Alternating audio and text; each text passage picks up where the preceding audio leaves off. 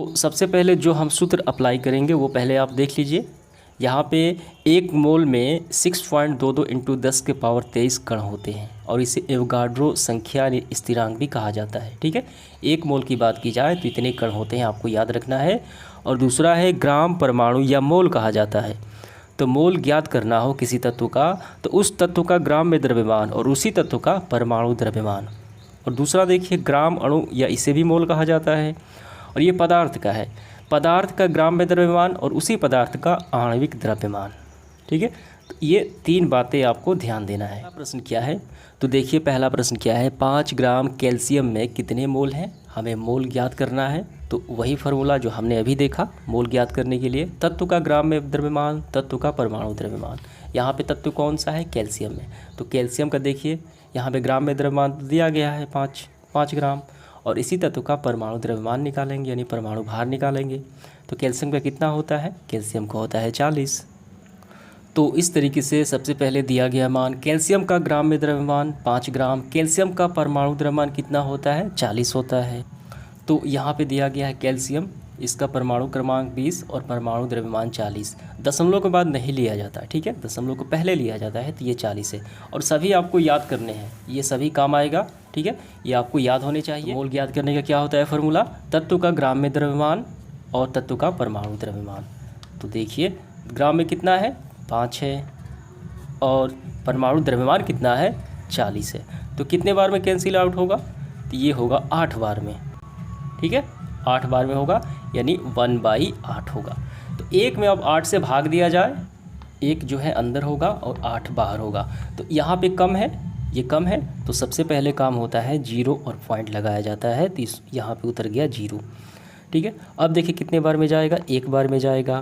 तो ये 8 हो गया, कितना उतरा, 2 बचा। अब हमें पॉइंट नहीं लगाना है, ये पॉइंट लग गया, अब नहीं लगाना है। यहाँ पे 0 कितने बार में जाएगा, तो ये 2 बार में जाएगा। 8 दूनी 16, 16 हो गए, 4 हो गया। ठीक है, अब हम 0 लगाएंगे, तो 8 5 40, कैंसिल आउट। कितना आ गया, 0.125। तो आपका आ गया 0.125 मोल। ठीक है, यहाँ पे आपको लिखना है मोल। ठीक है, तो ये आपको समझ में आ गया। तो चलिए हम बढ़ते हैं अगले प्रश्न की तरफ। तो देखिए क्या है दूसरा प्रश्न, निम्नलिखित में मोलों की संख्या ज्ञात करें। ठीक है, वही प्रश्न है जैसे हमने पहले हल किया है। पहला देखिए क्या है, 28 ग्राम ऑक्सीजन में मोलों की संख्या ज्ञात करना है। वही फार्मूला अप्लाई करेंगे, मोल इक्वल टू तत्व का ग्राम में द्रव्यमान, तत्व का परमाणु द्रव्यमान। आइए यहाँ पे लिखते हैं। ठीक है, तो ऐसे लिखेंगे, तत्व का ग्राम में द्रव्यमान बटे तत्व का परमाणु द्रव्यमान। तो देखिए यहाँ पे तत्व ऑक्सीजन का ग्राम में द्रव्यमान कितना है, 128 है। तो यहाँ पे ऊपर हो जाएगा 128, नीचे क्या होगा, ऑक्सीजन का परमाणु द्रव्यमान कितना होता है, ये तो होता है 16 होता है। परमाणु क्रमांक 16, परमाणु द्रव्यमान परमाणु क्रमांक 8 और परमाणु द्रव्यमान कितना होता है, 16 होता है। ठीक है, आइए इसको कैंसिल आउट करते हैं। तो ये 8 बार में कैंसिल आउट हो, कितने बार में, 8 बार में होगा। तो 8 मोल आपका आंसर हो गया। ठीक है, ऑक्सीजन का। अब इसके बाद दूसरा देखिए क्या है, इसमें हमें 68 ग्राम अमोनिया का निकालना है मोलों की संख्या। आइए निकालते हैं। 68 ग्राम अमोनिया, तो हम यहाँ पे डायरेक्ट लिखते हैं मोल इक्वल टू, ये फार्मूला आपको लिखना पड़ेगा, तत्व का ग्राम में द्रव्यमान। तो तत्व का ग्राम में द्रव्यमान देखिए 68 है, डायरेक्ट हम लिखते हैं। और इसका अमोनिया का परमाणु द्रव्यमान निकालना है, पदार्थ हो गया। तो इसका परमाणु द्रव्यमान कैसे निकाला जाए, देखिए यहाँ पे निकालते हैं। अमोनिया का कितना होता है, NH3 होता है। नाइट्रोजन कितना होता है, परमाणु भार 14 होता है। यहाँ पे अलग है तो यहाँ पे प्लस होगा। हाइड्रोजन का 1 होता है लेकिन 3 है, इंटू 3। ठीक है, यहाँ पे 14 प्लस ये 3 कितने हो गए, ये हो गए 17। तो यहाँ पे क्या होगा, 17 होगा। उम्मीद करते हैं ये आपको समझ में आ गया होगा परमाणु द्रव्यमान कैसे निकाला जाता है किसी यौगिक का। तो 17 चौके 68। तो आपका मोल कितना आ गया, आपका आ गया 4 मोल। समझ में आ गया आपको, बिल्कुल आसान है ये। तो इसके बाद तीसरा देखिए क्या है, 0.5 मोल हाइड्रोजन में अणुओं की संख्या क्या है। बिल्कुल आसान प्रश्न है। तो देखिए निकालेंगे हम 0.5 मोल में अणुओं की संख्या। तो यहाँ पे समझिए आप पहले, तो हम लोग जानते हैं, हमने सूत्र पहले ही देखा है कि 1 मोल में कितने होते हैं अणु, 6.022 इंटू 10 के पावर 23 कण अणु होते हैं। ठीक है, तो यहाँ पे हाइड्रोजन के एक मोल में कितने कण होते हैं, हम ऐसे लिखेंगे, एक मोल एच में कितना होता है 6.022 इंटू 10⁻23 कण होते हैं। ठीक है, और यहाँ पे कितना दिया गया है, यहाँ पे हमें निकालना है 0.5 में, एक में इतना होता है तो 0.5 में कितना होगा, तो सिंपल तरीके से गुणा कर देना होगा। ठीक है, तो ऐसे लिखेंगे 0.5 मोल में हाइड्रोजन के कितने अणु हो गए, यहाँ पे 0.5 इंटू ये गुणा करेंगे 6 हो गया, यहाँ पे 6.22 इंटू 10⁻23, इतना समझ में आ गया, 6.22 इंटू 10⁻23 यहाँ पे। तो हम क्या करेंगे, देखिए 0.5 ये पूरा जो है ये गुणा कर लेंगे और लास्ट में लगा देंगे 10⁻23, तो ये गुणा करने पर कितना आएगा हमारा, ये आएगा 3.011 ये आ गया, और हम ये लगा देते हैं 10⁻23। लेकिन ध्यान देना है दशमलव के बाद सिर्फ 2 ही अंकों को लिया जाता है, तो हम यहाँ पे लिखेंगे 0.01 इंटू 10⁻23। ठीक, इतना कण आ गए। तो 0.5 मोल में कणों की संख्या यानी अणुओं की संख्या 3.01 इंटू 10⁻23, ये समझ में आ गया आपको। चलिए बढ़ते हैं इसके अगले प्रश्न की ओर। चौथा क्या है, चौथा काफ़ी आसान सवाल है। 3 मोल नाइट्रोजन परमाणु में ग्राम में द्रव्यमान संख्या क्या होगा। यहाँ पे ध्यान देना है, हमें क्या निकालना है, द्रव्यमान संख्या निकालना है। तो नाइट्रोजन का कितना होता है, हम सभी जानते हैं, नाइट्रोजन का होता है परमाणु क्रमांक 7, परमाणु द्रव्यमान 14 होता है। ठीक है, तो एक नाइट्रोजन का होता है, कितना होता है, एक नाइट्रोजन का परमाणु द्रव्यमान 14 होता है। यहाँ पे 3 मोल नाइट्रोजन में, तो 3 से गुणा कर देना होगा, तो 14 42 हो गया। ठीक है, तो आपको ऐसे लिखना होगा, हम जानते हैं नाइट्रोजन का परमाणु द्रव्यमान होता है 14, तो 3 मोल नाइट्रोजन का द्रव्यमान हमें ग्राम में ज्ञात करना है, बस 14 ग्राम, तो हमें ग्राम में ज्ञात करना है। तो 1 मोल का, ये 3 मोल का, तो ये 14 इंटू 3 कितना हो गए 42 ग्राम में ज्ञात करना है, तो 42 ग्राम। समझ में आ गया आपको। इसके बाद देखिए पांचवा, हाइड्रोजन के 12.0 इंटू 10⁻14 परमाणुओं के द्रव्यमान की गणना करें। तो यहाँ पे देखिए हाइड्रोजन का ग्राम परमाणु द्रव्यमान कितना दिया गया है, इतना दिया गया है 12.0 इंटू 10⁻14। ठीक है, तो ये क्या दिया गया है, परमाणु के द्रव्यमान, तो ये क्या दिया गया है, ग्राम परमाणु द्रव्यमान दिया गया है। तो इसका मतलब क्या हुआ, एवोगाड्रो स्थिरांक के बराबर हो जाएगा। ठीक है, यानी हाइड्रोजन के 6.022 इंटू 10⁻23 परमाणु में इतने बराबर क्या है, परमाणु द्रव्यमान है, वो बराबर हो जाएगा। ठीक है, तो हम एक में निकाल लेंगे तो ये बटे में हो जाएगा। आइए हल करते हैं। समझिए, हाइड्रोजन का ग्राम परमाणु द्रव्यमान इक्वल टू कितना दिया गया है, यहाँ पे 12.0 इंटू 10⁻14। ठीक है, जो हाइड्रोजन के 6.022 इंटू 10⁻23 परमाणुओं का द्रव्यमान, तो कहने का मतलब ये जो ग्राम परमाणु है इसके बराबर हो जाएगा। ठीक है, तो एक परमाणु द्रव्यमान में कितना हो जाएगा, तो ये बटे में हो जाएगा। ये हुआ कि हाइड्रोजन का ग्राम द्रव्यमान जो दिया गया है ये 6.022 इंटू 10⁻23 परमाणु के द्रव्यमान के ये बराबर हो जाएगा। ठीक है, तो एक परमाणु द्रव्यमान कितने हो गए, तो जितना दिया गया है, और ये एवोगाड्रो स्थिरांक हो गया, तो इसको हम लोग कैंसिल आउट करेंगे। तो यहाँ पे समझिए ये 12.0 और यहाँ पे बटे में 6.022, ये पूरा जो है ये हम भाग लगाएंगे तो कितना आ जाएगा 1.99। ठीक है, इंटू 10⁻23, ये ऊपर गया तो ये 14 में से घट जाएगा तो कितना होगा 10⁻⁻9। ठीक है, तो ये इसका आपका आंसर आ गया। तो ये आपको ग्राम में लिखना है। तो इसके बाद समझिए प्रश्न क्रमांक 6 क्या है, निम्नलिखित की प्रतिशत रचना ज्ञात करें। यहाँ पे एक यौगिक है फेरिक ऑक्साइड और इसमें हमें आयरन यानी ये Fe यानी लोहे की प्रतिशत मात्रा ज्ञात करना है। इस पूरे फेरिक ऑक्साइड में लोहा कितना प्रतिशत है यही निकालना है। और दूसरा देखिए ये पूरा यूरिया है, इस यूरिया में इस नाइट्रोजन की प्रतिशत कितनी है वो हमें ज्ञात करना है। तो आइए हम पहले को हल करते हैं, फेरिक ऑक्साइड में आयरन की प्रतिशत मात्रा। तो कैसे ज्ञात करेंगे, तो पूरे हम यानी फेरिक ऑक्साइड की हम क्या निकालेंगे, द्रव्यमान निकालेंगे और उसमें लोहे का निकाल लेंगे और लोहे का ऊपर रखेंगे और टोटल नीचे रखेंगे तो आसानी से प्रतिशत निकल जाएगा। तो सबसे पहले हमें करना होगा फेरिक ऑक्साइड Fe2O3 का द्रव्यमान। तो लोहा क्या है, तो यहाँ पे देखिए Fe2 यानी लोहे का कितना होता है, द्रव्यमान कितना होता है, ये होता है 56, लेकिन 2 है इंटू 2, यहाँ पे अलग है, अलग तत्व है, यहाँ प्लस लगाएंगे। ऑक्सीजन का कितना होता है परमाणु द्रव्यमान, तो 16 होता है, लेकिन 3 ऑक्सीजन है, तो 16 या 48, तो हम ऐसे करेंगे 16 इंटू 3। तो टोटल देखिए यहाँ पे 56 दूनी कितना होता है, 6 दूनी 12, हासिल 1, 5 दूनी 10, 1 11, ठीक है, 112 प्लस 16 या 48। अब इसको जोड़ देते हैं, तो आइए जोड़ते हैं। 8 और 2 10 के शून्य, हासिल 1 हो गया, 11 और 4 15, हासिल 1 हो गया 16, 160, 160 आ गया टोटल द्रव्यमान। अब हम लोहे का निकाल लेते हैं, ठीक है। Fe2 का द्रव्यमान, Fe2 का कितना है, तो ये होता है 56 इंटू 2, ठीक है, यानी कितना हो गया 112। अब इसके बाद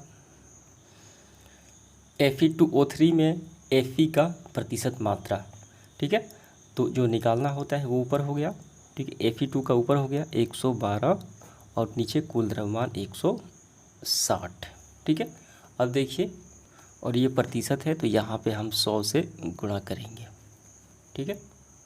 तो आइए हल करते हैं। यहाँ पे देखिए 0 से 0 कैंसिल आउट, यहाँ पे कितना बचा, 16 से देखिए ये होगा आपका 7 बार में, 16 7 112, और ये ऊपर क्या है, गुणा है, तो 7 में 10 से गुणा होगा तो कितना होगा 70, और ये प्रतिशत में। तो क्या समझ में आया, फेरिक ऑक्साइड यानी Fe2O3 में Fe2 की प्रतिशत मात्रा, ठीक है, 70% आ गई, ठीक है। तो इसी तरीके से देखिए हम यूरिया में नाइट्रोजन की प्रतिशत मात्रा निकालेंगे। तो पहले क्या करना होगा, यूरिया की कुल परमाणु द्रव्यमान है उसको हम निकालेंगे, ठीक है। तो आइए यूरिया का हम परमाणु द्रव्यमान निकालते हैं। यहाँ पे समझिए आप, हाइड्रोजन है तो हाइड्रोजन का 1 होता है, लेकिन यहाँ पे 2 है, ठीक है, और यहाँ पे अलग है, अलग तत्व है तो प्लस लगाएंगे। नाइट्रोजन का कितना होता है, परमाणु द्रव्यमान 14 होता है, फिर अलग आ गया प्लस 14। कार्बन का कितना होता है, 12 होता है, फिर प्लस। ऑक्सीजन का कितना होता है, तो होता है हमारा 16 प्लस, फिर आ गया नाइट्रोजन आपका, तो फिर यहाँ पे 14 प्लस, और यहाँ पे हाइड्रोजन है तो 1 होगा, लेकिन 2 बार है। अब सबको हम जोड़ते हैं, या पहले जोड़ेंगे, देखिए 14 और 12 26 और 2 28, ठीक है, 28 हो गए, और ये 16 और 14 30, और यहाँ पे 2 32, ठीक है। तो 32 और 28 कितने हो गए, 60 हो गए, 60 आ गया। हमें क्या निकालना है, नाइट्रोजन, यानी हम ऐसे लिखेंगे यूरिया में नाइट्रोजन की मात्रा। तो हमने नाइट्रोजन का नहीं निकाला अभी, नाइट्रोजन का कितना है देखिए मात्रा, 14 और ये 14, 2 है, तो कितना हो गया, ये 28 हो गया। तो नाइट्रोजन टोटल है 28। तो जो निकालना है वो ऊपर हो जाएगा और टोटल नीचे कुल हो जाएगा 60, और ये प्रतिशत 100। तो 0 से 0 कैंसिल आउट हो गए। तो यहाँ पे देखिए 14 दूनी 28 और 3 दूनी 6, यहाँ पे कितना बचा, 4 14, ये 10, की हो गई आपका 140/3। तो हम भाग लगाएंगे इसको। तो आइए भाग लगाते हैं, देखिए 3 चौक 12, 3 चौक 12 हो गया, तो ये 14 है, यानी 2 ज़्यादा है, तो ये हो गया 20, ठीक है। तो 3 छक 18, तो 18 है, तो 20 में से 18 यानी 2 बचे, 2 निकला, तो पॉइंट लगाएंगे, तो ये कितना हो गया 20 हो गए, फिर 3 छक 18, तो ये आपका आ गया 46.6%। क्या निकल के आ गया, यूरिया में नाइट्रोजन की प्रतिशत मात्रा। तो इसके बाद आगे बढ़ते हुए 7वां देखिए, कार्बन परमाणु के 1 मोल का द्रव्यमान 12 ग्राम है, कार्बन के 1 परमाणु का द्रव्यमान ग्राम में निकालें। काफ़ी सिंपल सवाल है ये। तो सबसे पहले हम क्या करेंगे, दिए गए मान जो है यहाँ पे देख कितना है, 1 मोल का द्रव्यमान 12 ग्राम है। हम जानते हैं 1 मोल में कणों की संख्या कितनी होती है, यानी एवोगाड्रो स्थिरांक के बराबर होती है, 6.22 × 10⁻23 के बराबर होती है, ठीक है। एवोगाड्रो स्थिरांक 6.022 × 10⁻23 परमाणु जो है वो 12 ग्राम के बराबर हो जाएंगे, ठीक है। तो इतना द्रव्यमान का परमाणु 12 ग्राम का बराबर होगा, तो 1 परमाणु का द्रव्यमान निकालेंगे हम 12/एवोगाड्रो स्थिरांक। वैसे काफ़ी, तो वैसे हम इसको हल कर लेंगे। तो आइए हल करते हैं। तो यहाँ पे आपको समझना है, दिया गया मान देखिए कितना दिया गया है, 1 मोल का द्रव्यमान है यहाँ पे 12 ग्राम। तो एक मोल में कणों की संख्या हम जानते हैं 6.022 10 के पावर 23। ठीक है, कणों की संख्या इतनी होती है और एक मोल का द्रव्यमान इतना। इसका मतलब ये जो है इसके बराबर हो गया, यानी एक मोल के स्थान पर हम ये इसको रख सकते हैं। ठीक है, तो यहाँ हम ऐसे लिखेंगे 6.022 10 के पावर 23 परमाणु द्रव्यमान इक्वल टू 12 ग्राम। ठीक है, तो एक परमाणु का द्रव्यमान 12/एवोगाड्रो स्थिरांक। अब इसको कैंसिल आउट किया जाए तो देखिए 12 में 6.022 इसी हम भाग लगाएंगे तो कितना हमारा आ जाएगा, तो ये हमारा आ जाएगा 1.99 इंटू, और ये 10 के पावर ऊपर जाएगा तो 10 के पावर -23। ठीक है, इसके बाद देखिए 8वां प्रश्न, 1.4 ग्राम नाइट्रोजन गैस में उपस्थित कुल इलेक्ट्रॉनों की संख्या ज्ञात करें। तो यहाँ पे मात्रा दी गई है 1.4 ग्राम नाइट्रोजन गैस में इलेक्ट्रॉनों की संख्या ज्ञात करना है। ठीक है, तो कैसे ज्ञात किया जाता है, तो इसका फॉर्मूला होता है इलेक्ट्रॉनों की संख्या इक्वल टू तत्व का द्रव्यमान इंटू मोलों की संख्या इंटू मोल के अणु। तो यहाँ पे देखिए कौन सा तत्व है, यहाँ पे नाइट्रोजन है। नाइट्रोजन का द्रव्यमान कितना होता है 14। ये पहले आप समझिए, उसके बाद हम हल करेंगे। तो हम ऐसे लिखेंगे 14। ठीक है, मोलों की संख्या।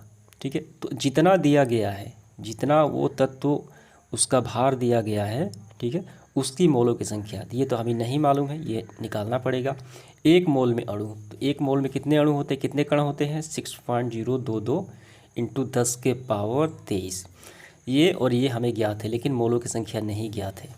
ठीक है, यानी 1.4 ग्राम नाइट्रोजन में मोलों की संख्या हम ज्ञात करेंगे, और ज्ञात हो जाएगा तो यहाँ पे लिख के सबको गुणा कर देंगे तो इलेक्ट्रॉनों की संख्या प्राप्त हो जाएगी। तो हम इसको ऐसे लिखेंगे, नाइट्रोजन की मात्रा 1.4 ग्राम, नाइट्रोजन का मोल, आइए मोलों की संख्या ज्ञात करते हैं, दिया गया है तो ये कैंसिल आउट होगा, 2 बार में 14 दूनी 28, ये पॉइंट हटेगा तो नीचे शून्य आ जाएगा। ठीक है, तो कितना हो गए 1/20 हो गया। तो 1 में 20 से भाग लगाया जाए यहाँ पे ऐसे। ठीक है, तो ये कम है तो 0.0, ये फिर डबल जीरो हमें करना होगा, इसका मतलब फिर यहाँ पे भी जीरो होगा। तो 20 पाँचे 100 कैंसिल आउट, तो ये कितना आ गया, तो ये आपका आ गया 0.05, ये मोलों की संख्या आ गई। ठीक है, तो मोल तो हमें ज्ञात हो गया। अब हम इलेक्ट्रॉन आसानी से ज्ञात कर लेंगे इस फॉर्मूले से। 1.4 ग्राम नाइट्रोजन में इलेक्ट्रॉनों की संख्या, द्रव्यमान कितना होता है, नाइट्रोजन का 14 होता है, मोलों की संख्या अभी हमने निकाला 0.05। एक मोल के अणु कितने होते हैं 6.022 इंटू 10 के पावर 23। अब सबको हम गुणा कर देंगे, सिंपल तरीके से निकल जाएगा। ठीक है, तो देखिए गुणा आपको करना होगा बस इतना, ये वाला 10 के पावर 23 नहीं करना है, ये लगा देना है। तो गुणा करने पर कितना आ जाएगा आपका आ जाएगा 4.215, और ये 10 के पावर 23। ठीक, इलेक्ट्रॉनों की संख्या निकल के आ गई। तो इसके बाद देखिए 9 नंबर, 0.2 मोल जल यानी H2O का द्रव्यमान ग्राम में ज्ञात करें। ठीक है, तो हम ये जो मोल निकालने का फॉर्मूला होता है, तत्व वाला नहीं, यौगिक की बात की जाए, इसका ग्राम में द्रव्यमान और कुल जो पदार्थ का द्रव्यमान है। ठीक है, तो वहाँ से मोल यहाँ पे दिया भी गया है, तो यहाँ पे हमें निकालना है बस ऊपर वाला। तो आइए फार्मूला अप्लाई करके निकालते हैं। तो यहाँ पे समझिए आप, दिया गया मान जल का मोल 0.2, हाइड्रोजन का द्रव्यमान निकालेंगे हम।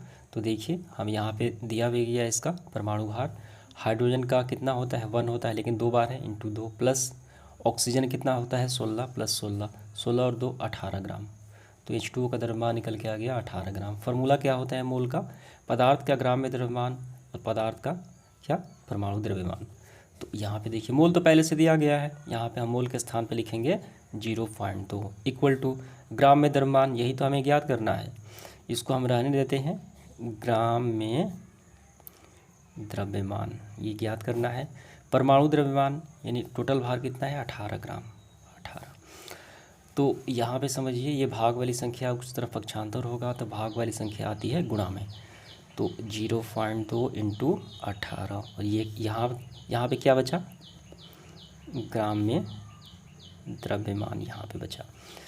तो 0.2 से 18 से गुणा किया जाए, देखिए पॉइंट हटेगा तो 10 आ गया।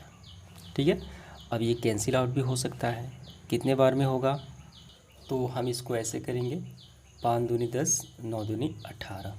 ठीक है, ऊपर कितना बचा, ऊपर बचा देखिए 9 दूनी 18, तो 18/5। तो 5 में 18 में 5 से भाग दिया जाए तो भाग देखिए कितने बार में जाएगा, तो बचती है 15, 3 बार में 15, 3 ज़्यादा है 18 है, तो पॉइंट लगेगा तो कितना होगा वो 30 हो जाएगा, तो 5 छके 30 यानी 3.6। ठीक है, 3.6 ये क्या निकल के आ गया, तो ये आपके ग्राम में द्रव्यमान निकल के आ गया 3.6 ग्राम। समझ में आ गया आपको। तो अब इसके बाद देखिए प्रश्न क्रमांक 10, कैल्शियम कार्बोनेट 10 ग्राम कैल्शियम कार्बोनेट CaCO3 में कैल्शियम कार्बोनेट के कितने मोल होंगे।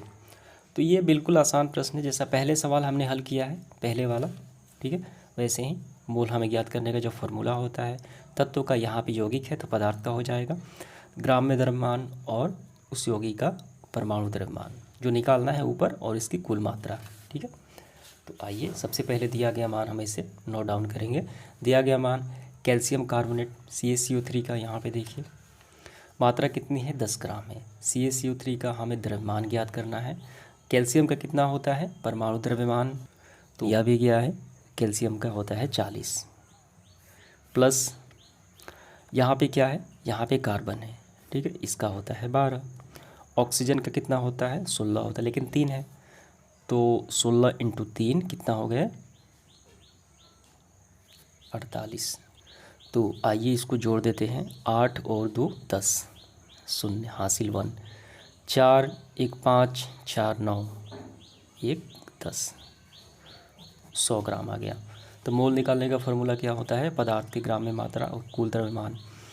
तो देखिए कितनी है मात्रा 10 ग्राम, कुल मात्रा कितनी आई 100, कैंसिल आउट होगा कितने बार में 10 बार में, तो 1/10 हो गया।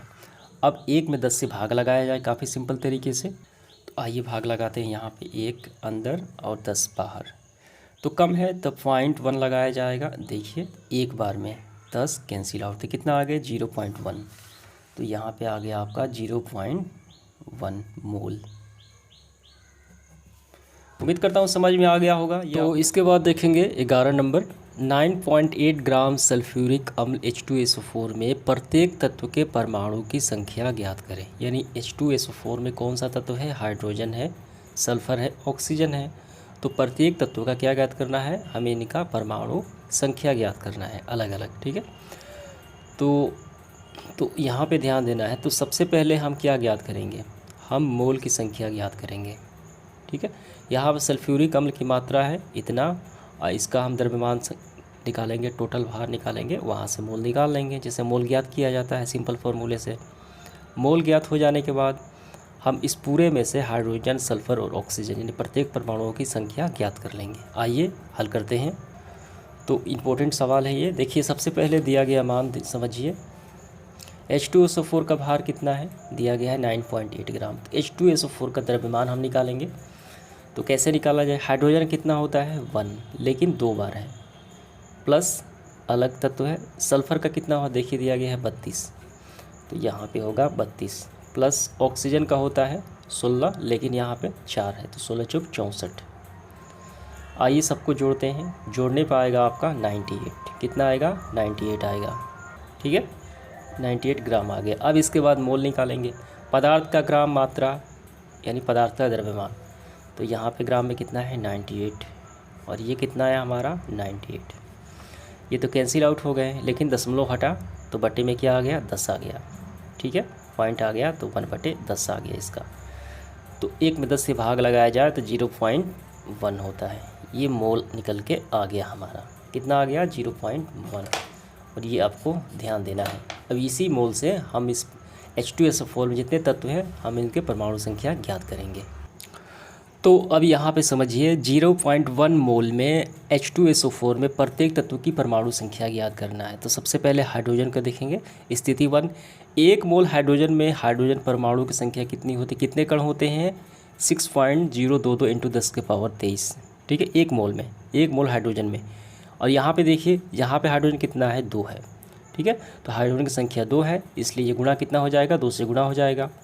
ठीक है, 1 मोल में।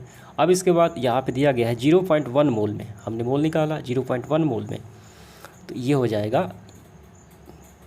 अब यहाँ पे 0.1 मोल में, तो 0.1 मोल में हाइड्रोजन परमाणु की संख्या 0.1 इससे गुणा हो जाएगा बस। ठीक है, तो ऐसे ये जो कहते हैं 2 इंटू 6.022 इंटू 10 के पावर 23 हम यहाँ पे गुणा कर देते हैं 0.1। ठीक है, आइए गुणा कर लेते हैं। तो ये आप पूरा गुणा करेंगे, ये पूरा तो कितना आ जाएगा आपका, तो गुणा करने पे आ जाएगा 1.204 4 इंटू 10 के पावर 23। ठीक है, ये इसका आंसर आ गया। ये तो हाइड्रोजन का निकल के आ गया। अब इसके बाद हमें क्या निकालना है, अब इसके बाद हमें निकालना है देखिए सल्फ़र का। ठीक है, यानी 1 मोल सल्फ़र में सल्फ़र परमाणुओं की संख्या यहाँ पे हम लिखेंगे 1 मोल सल्फ़र में सल्फ़र परमाणु की संख्या कितनी होती है 6.022 इंटू 10 के पावर 23। तो हमें कितने में निकालना है 0.1 मोल में। तो कितना होगा, इससे गुणा हो जाएगा 6.022 इंटू 10 के पावर 23 इंटू 0.1 गुणा कर देंगे हम।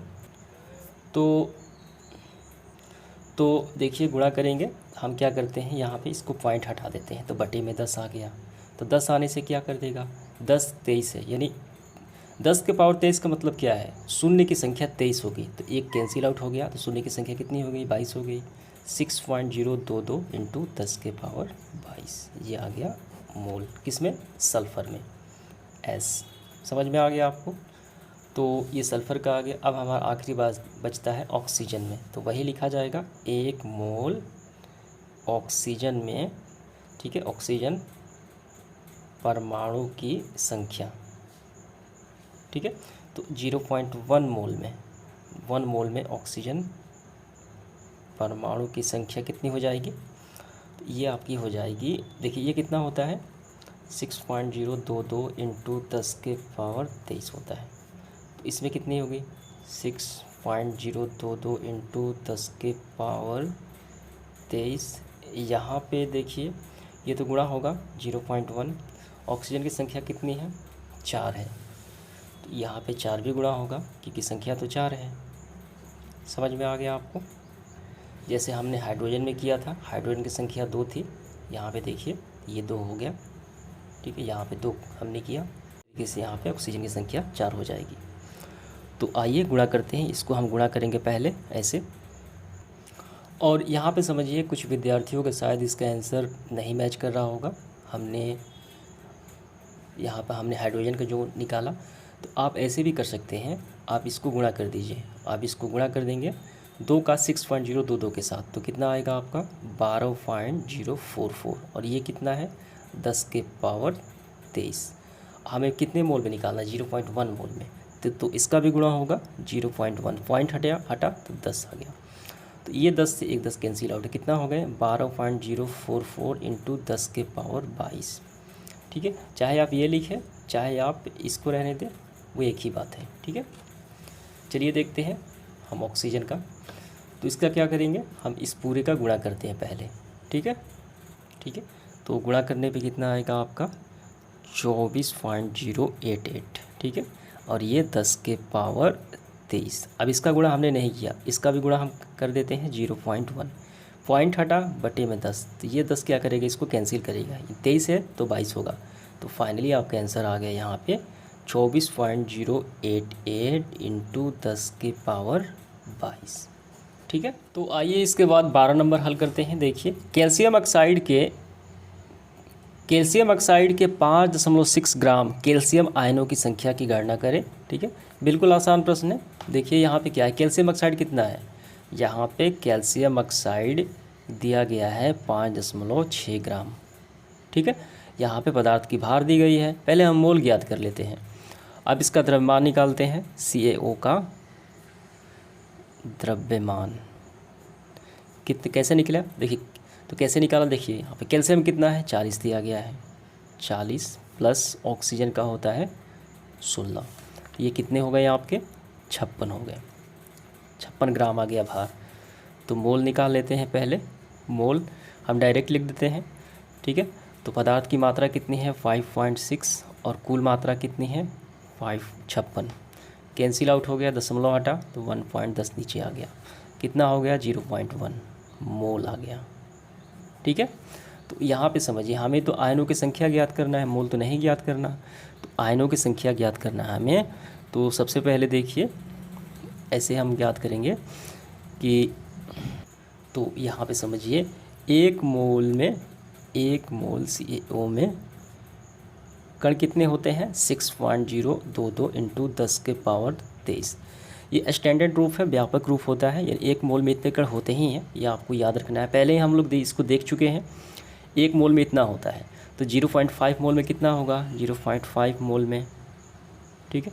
तो कणों की संख्या यानी आयनों की संख्या कितनी होगी, इसे गुणा हो जाएगा सिंपल तरीके से 6.022 इंटू 10⁻23 गुणा हम कर देंगे 0.1 से, पॉइंट हटा तो बटे में 10 आ गया, एक कैंसिल आउट कर देगा, 10 से 23 से तो 22 हो गया, 6.022 इंटू 10⁻22 ये आयनों की संख्या, ठीक है। ये आपकी आयनों की संख्या निकल के आ गई, समझ में आ गया। तो आइए इसके बाद हम लोग हल करते हैं 13 नंबर। अमोनिया NH3 में विद्यमान तत्वों की प्रतिशत रचना ज्ञात करें। जो तत्व विद्यमान है नाइट्रोजन का और हाइड्रोजन का, इस पूरे अमोनिया में उसका कितना प्रतिशत है। काफ़ी सिंपल सवाल है।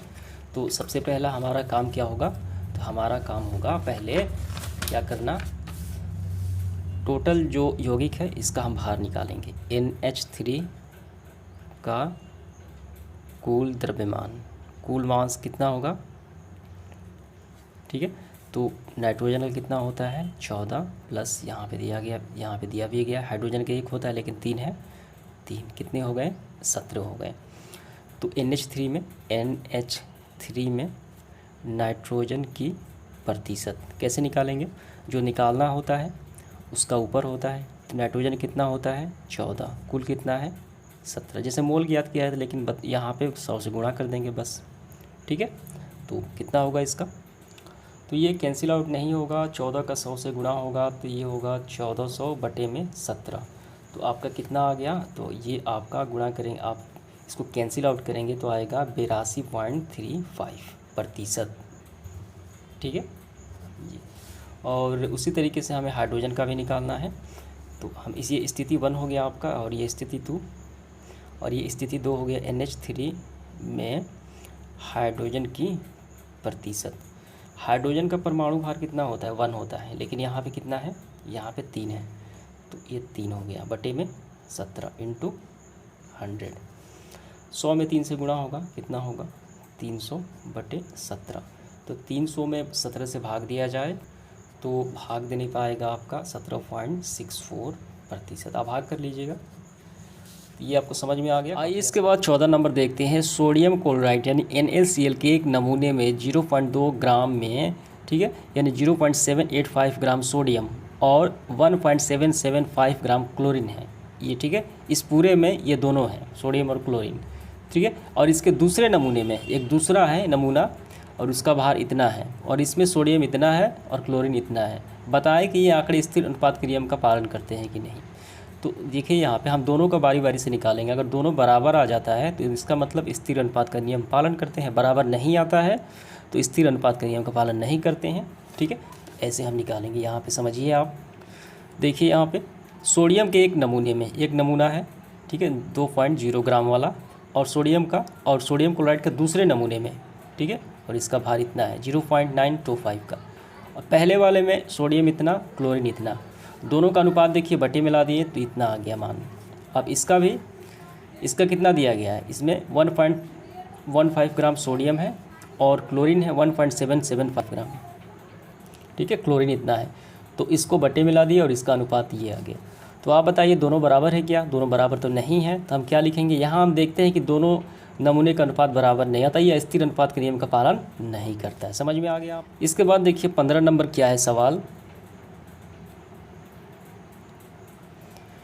100 AMU atomic mass unit helium में यानी मोलर द्रव्यमान में परमाणुओं की संख्या क्या होगी। काफ़ी सिंपल सवाल है, आइए इसको हल करते हैं। तो इसको ऐसे हल करेंगे, हीलियम का एटॉमिक मास यूनिट दिया गया है 100 यानी मोलर द्रव्यमान, और हीलियम का परमाणु द्रव्यमान कितना है 4 होता है, ठीक है। तो परमाणु संख्या द्रव्यमान बटे मोलर द्रव्यमान, द्रव्यमान कितना है, द्रव्यमान आपका दिया गया है 4 और मोलर द्रव्यमान कितना दिया गया है 100 दिया गया है, ठीक है। ये 25 हो गए, तो 25 इसका फाइनल आंसर। इसके बाद अगला सवाल 16 देखिए, 6.35 ग्राम शुद्ध कॉपर धातु यानी Cu, कॉपर धातु में कॉपर के परमाणुओं की संख्या ज्ञात करेगा। तो यहाँ पे समझिए, यहाँ कॉपर का भार कितना दिया गया, नमूने का भार 6.35 ग्राम दिया गया है। तो कॉपर का परमाणु द्रव्यमान कैसे होगा, कॉपर का परमाणु द्रव्यमान कितना होता है 63.5, ठीक है, ये इतना होता है। तो मोल ज्ञात करने का फार्मूला क्या होता है, जो हम कई बार निकाल चुके हैं, शुरू से निकालते आ रहे हैं। तो जो भार दिया गया है ऊपर, ठीक है, पदार्थ का भार 6.35 और ये टोटल द्रव्यमान नीचे 63.5, ठीक है। अब यहाँ पे समझिए, इसको कैंसिल आउट करते हैं हम, इसका पॉइंट हटाते हैं, इसका पॉइंट हटेगा तो बटे में 1 2 100 आ जाएगा। तो यहाँ हम फ्रेश लिखते हैं, ठीक है, 635/100। इसका भी पॉइंट हटाते हैं तो बटे में 10 आ जाएगी, एक अंक पे है, बटे में 635/10। ऐसे समझ में आ गया, पॉइंट हटाएं, 00 आ गया। इसके यहाँ पे ये ऊपर वाले आपको देखना है, ठीक है। अब बटे में ये ब्रैकेट लग गया, पॉइंट हटाएं तो एक स्थान पे 0 आ गया। तो ये ऊपर जाएगा तो ये पलट जाएगा, ठीक है, ऐसे पलटेगा। देखिए 635/100 ये वाला, और ये अंश और जो ऊपर वाली नीचे आ जाएगी, नीचे ऊपर चला जाएगा 10, और ये 635, दोनों कैंसिल आउट। ये कितने बार में, 10 बार में, यानी 1/10। तो कितना आ गया भाग देने पर 0.1 मोल आपका निकल के ये आ गया, 0.1 मोल। तो हम जानते हैं एक मोल में कणों की संख्या कितनी होती है, 6.022 × 10⁻23। तो 0.1 मोल में कणों की संख्या कितनी हो जाएगी, बस इसे गुणा हो जाएगा, 6.022 × 10⁻23 × 0, यहाँ पे 0.1, पॉइंट हटा, बटे में 10, कैंसिल आउट हो गए, 23 है तो 22 होगा। 6.022 ऐसे 6.022 × 10⁻22। समझ में आ गया आपको, पॉइंट हटाने पर 10 आ गया, 10 एक शून्य से कैंसिल आउट हो गया, 10 के स्थान पे 22 होगा, 6.022 10⁻22। तो इस सेशन का आखिरी सवाल देखिए, ग्लूकोज और इसका सूत्र होता है C6H12O6 के आणविक द्रव्यमान की गणना करें। काफ़ी सिंपल सवाल है, देखिए हम गणना करते हैं। तो आणविक द्रव्यमान की गणना हम करेंगे, ऐसे लिखेंगे, ग्लूकोज यानी C6H12O6, आणविक द्रव्यमान यानी परमाणु द्रव्यमान कितना होगा। तो कार्बन का 12 होता है लेकिन 6 है, ठीक है, अलग हो गया। यहाँ पर अलग तत्व स्टार्ट होता है तो प्लस, हाइड्रोजन का 1 होता है लेकिन 12 है, 1 × 12 प्लस ऑक्सीजन का कितना होता है 16 होता है लेकिन 6 है, ठीक है। तो यहाँ पे 16 × 6, ठीक है। बर्छक कितना होता है 72, यहाँ पे 12 में 1 से गुणा 12 ही होता है, प्लस में यहाँ पे देखिए 16 और 6 से गुणा किया जाए, कितने 36 के 6 हासिल 3 हो गए, 6 और 3 9 हो गए, ठीक है, 96 हो गए। अब इसको हम लोग जोड़ देते हैं, आइए, 6 2 8 2 10 हासिल 1 हो गया, यहाँ पे 9 1 10 7 17 1 18 180 आपका आ गया, ठीक है। तो इसको हम AMU में लिखेंगे, AMU एटॉमिक मास यूनिट। तो उम्मीद करता हूँ सारे सवाल आपको काफ़ी अच्छे से समझ में आ गए होंगे। अगर समझ में नहीं आता है तो कमेंट कीजिए, आप बताइए कौन सा आपको समझ में नहीं आया है, ठीक है। मिलते हैं इसका अगले वीडियो में।